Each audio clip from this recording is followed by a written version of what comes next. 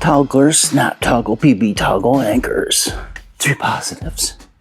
These meet federal spec FFB 588D for Type 5 anchors, and they pull in 265 pounds in a 1/2-inch drywall.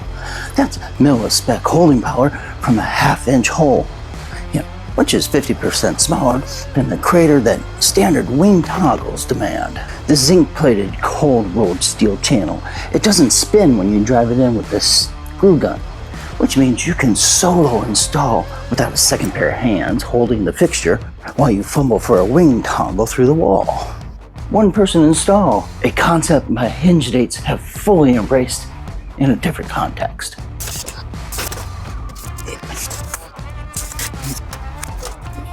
Speaking of one-person installs, my youngest asked if she could help mount the bleacher seats.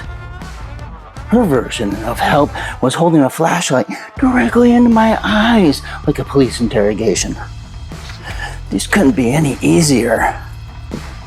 Yeah, so you just put this in that 1/2-inch hole, push it till you're in, and then pull it. Make sure that the toggle has toggled. Slide the mounting hole. Let's see. So it doesn't matter which way. Right. And then, ta-da! Positive number 3. The anchor pre-installs without the bolt and stays in the wall permanently. Remove the bolt, swap your fixture, rebolt. That's reusable engineering with a metal to metal thread engagement, not some plastic expansion plug praying to friction. It goes in and it stays in. Negatives, yeah. Plaster straps snap off flush most of the time, but if your channel isn't perfectly flat behind the wall, they can break prematurely and the anchor drops into the void of the wall. It's basically the "hold still or I'll mess this up" speech I give to Rex at the groomer.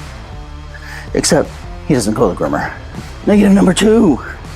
10-pack only includes 1/2-inch bolts, which is fine for standard drywall, but unless you're doing something or going through anything thicker or mounting a bracket with any depth to it, say, I don't know, like a chunk of 60-year-old Notre Dame hardwood, I'll be making a separate hardware run for longer 1/4 by 20 bolts.